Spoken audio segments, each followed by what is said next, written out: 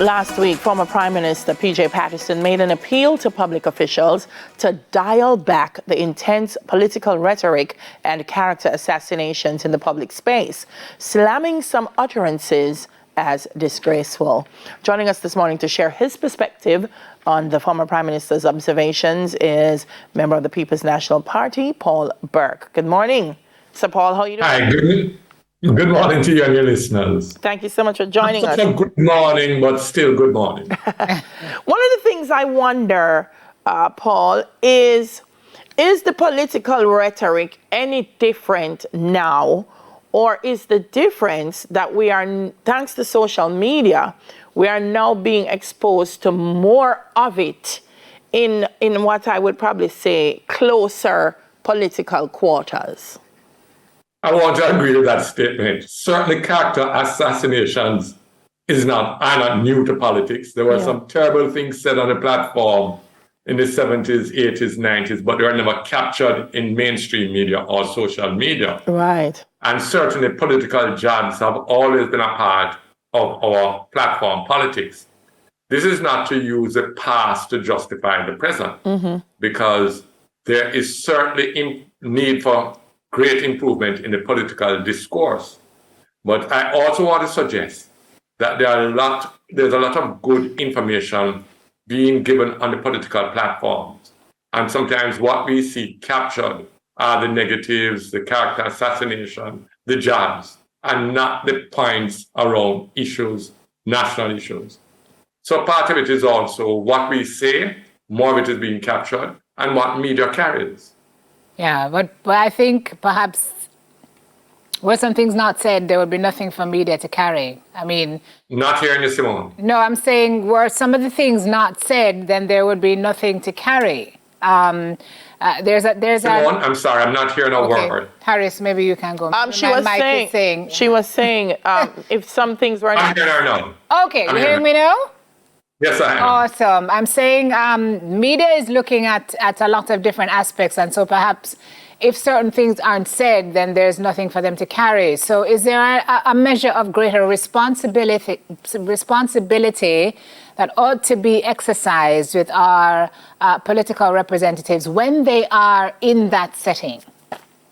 Definitely, because you can make 9 good points and you say 1 negative, and that's what the media carries. So there is a responsibility from our political leaders to ensure that they make their key points and to recognize that jobs, as much as the platform, the audience may like it, might be what is carried by the media. And I want to make one other point. What you say on platforms that may not be distasteful to your supporters and that they will cheer you for those remarks, many other Jamaicans will find distasteful. And I think we have to be more conscious of that in how we speak and what we say when we get the opportunity to be on platforms. Yeah. Do you find that more Jamaicans, Paul, want to engage with the issues and the national issues that are happening? Has that changed in our politics? Because I've been, as a reporter, covering political meetings, and I've heard speakers go up, they talk about fiscal policy and other things. The room is quiet. They say something that's an assassination of character, the place lights up.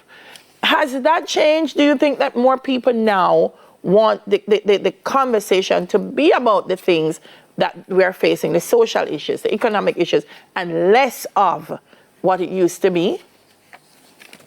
Certainly, your main speakers should avoid the jobbing and speak to issues. If you have to do jobs, it's with somebody else doing, so you don't distract from what your main speakers are saying. Certainly, I believe Jamaican people want to know, I can only speak on behalf of the People's National Party, want to know what our positions are, better understand our positions, debate with us our positions, and that is welcome. And there are a number of occasions I have been to meetings, I have seen the media, and I was sometimes taken aback by what is carried. But again, it's a privilege of the media. And I would say, why would the media carry that point? And in the past, I used to write to media editors and raise it. I've given up now. Okay.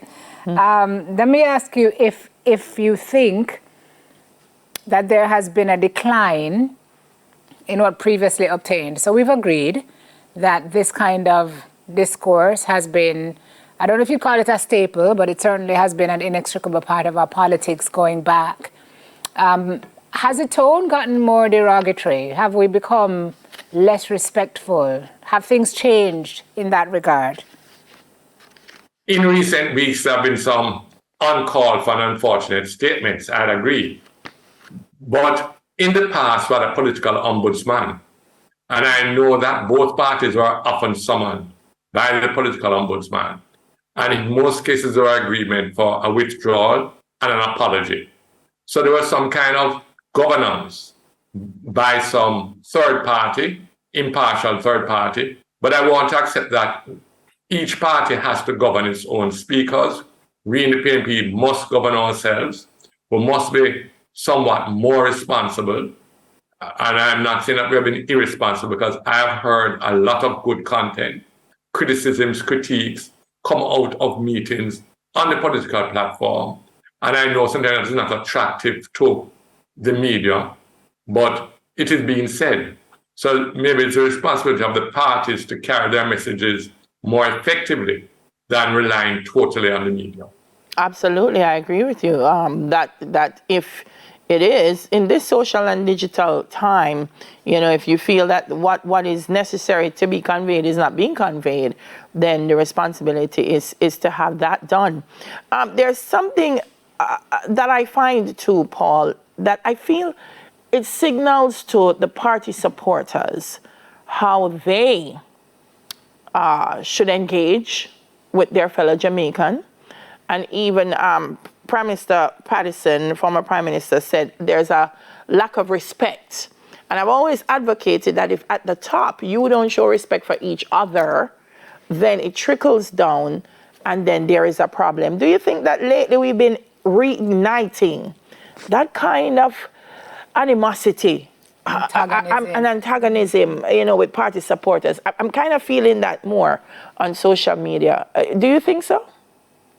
Well, I must admit, I don't really monitor social media that much. Okay. And I am really a agile listener. Yeah. But on the ground, do you get that feeling on the ground? Not really, because as I've said, and I'm not using it to justify the present, certainly there's no excuse for it today. But we used to go at each other on the political platforms, and we didn't have to worry if we didn't see a camera there or any media there. Some rough things were said on both political platforms. Yeah. Today, it's a different world. And I can tell you, reporters also have to catch headlines. In my short stint in our Agile newsroom in the 70s, I know many things had to be scrutinized by our news editor. Many things we wrote just would not pass. Not that they were not accurate, but it might not have been felt by the editor to have been a true reflection of the discussion. So we had to carry, and the media spent more time on political speeches. So we had to carry more of what was said, and in context, the good, the bad, and very little of the ugly. You mentioned the ombudsman, which raises another point, right? So your views on that? Well, I think how it was done was very unfortunate. There was no consultation between the parties. When the political office of the political ombudsman was being set up, there was consultation between the two parties. The two parties agreed that there needed to be such a person. My understanding, the both parties agreed on the individual. And my own view is that the individual did an excellent job, impartial, and really had some effect, even though she never had the teeth to sanction. Right. But she was very good at moral persuasion. And I would believe that 90% of the time, her ability for moral persuasion, right, worked. Certainly, I was in a number of meetings with her and Horace Chan, who was General Secretary of PNP then and now, when I was General Secretary. And in every single case of those discussions, we reached accord and agreed on the way forward. So we need an ombudsman back. Sorry, I didn't hear that. We need that role back? I think so. Yeah. I really think so. The former prime minister said that I'm quoting him here, he says that the sweat and tears of the ancestors have been reduced with the unbridled disrespect from individuals who should know better. And he went on to say, we have let our ancestors down. Is that too heavy a statement, or do you think he's spot on? He is right, because we should be looking to lift the conversations, the discourse, the debates.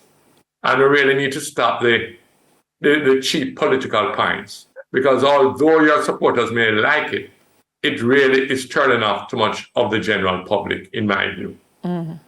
Yeah, he said it. He says it undermines respect for all.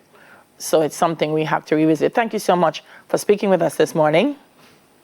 Thanks for allowing me to share. Have a good day. All right, member of the People's National Party, Paul Burke. Listen, I say to people all the time, respect is due to all of us. I often say if leaders hear someone disrespecting another leader, say no, we don't agree. Because when it's happening to you, you would like someone to step in as well and say, I don't agree with that either. And we just need to continue to engender respect for our leaders. We can disagree with them, but the disrespect, not acceptable. And it's a hoe. It's always a hoe. All right. So moving on, folks. When we come back, we're talking about women in sports. I don't know if it's female sports necessarily, but women in sports. Mm-hmm. Profitability there or just tokenism? That's a discussion Harris will have after this. Soon come.